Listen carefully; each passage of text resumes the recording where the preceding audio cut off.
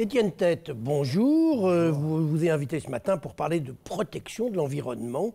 On vous connaît comme militant, écologiste. En tant qu'avocat, vous intervenez fréquemment dans des dossiers liés à l'environnement, justement. Et ce jeudi, par exemple, vous représentez l'ACENAS, c'est l'association de défense des riverains de l'aéroport Saint-Exupéry. Avant de parler du fond de ce dossier, j'ai envie de vous poser une question. Alors, vous êtes contre les autoroutes, vous êtes contre le bouclage du périphérique, vous êtes contre le TGV Lyon-Turin, vous êtes contre l'extension de l'aéroport.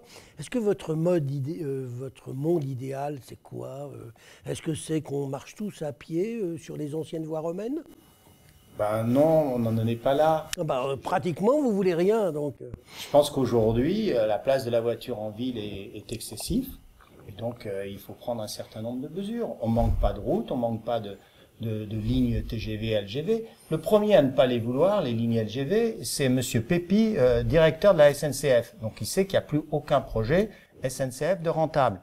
Le premier à ne plus vouloir effectivement les autoroutes, c'est parfois l'État, parce qu'aujourd'hui on est obligé de faire des surtaxes sur les autoroutes rentables pour payer les autoroutes non rentables. Est-ce qu'on va continuer cette fuite en avant de projets non rentables? Et on peut décliner la même chose au niveau des aéroports.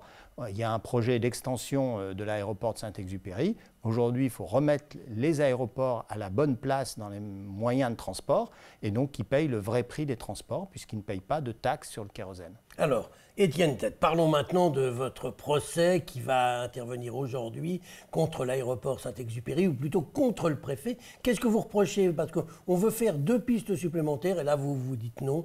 Vous voulez que l'aéroport reste un petit aéroport régional pour que surtout les Lyonnais restent chez eux et ne puissent plus voyager. C'est un peu tout ça et de la caricature. Oui, mais ça va vous permettre de répondre. D'abord, c'est parce qu'il y a une mauvaise organisation de l'aéroport. Les 2 pistes actuelles sont amplement suffisantes. Nous l'avons démontré lorsque l'idée des 2 pistes supplémentaires a été lancée en 1998, que nous n'avions pas besoin de ces pistes supplémentaires. Et aujourd'hui, l'histoire nous donne raison.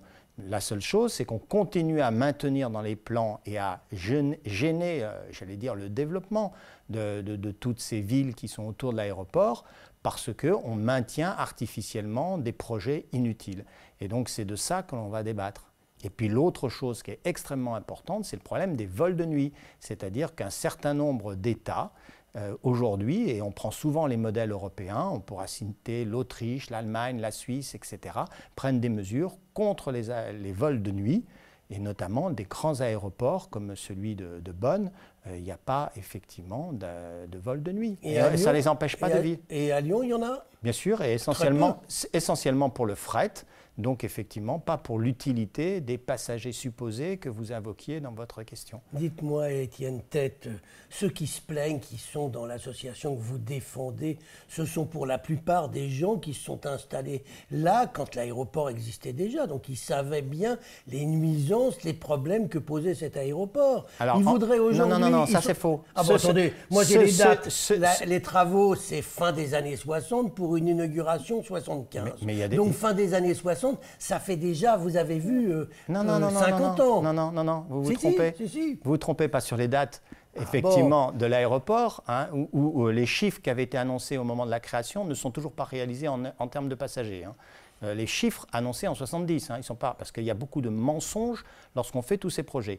Mais la plupart des gens étaient déjà là quand l'aéroport... Alors, sont tous des vieux? Mais non, c'est des familles, c'est les héritiers. Ah, d'accord. Ce n'est pas forcément des vieux. Et puis la deuxième chose, c'est que l'extension des 2 pistes supplémentaires est un fait nouveau.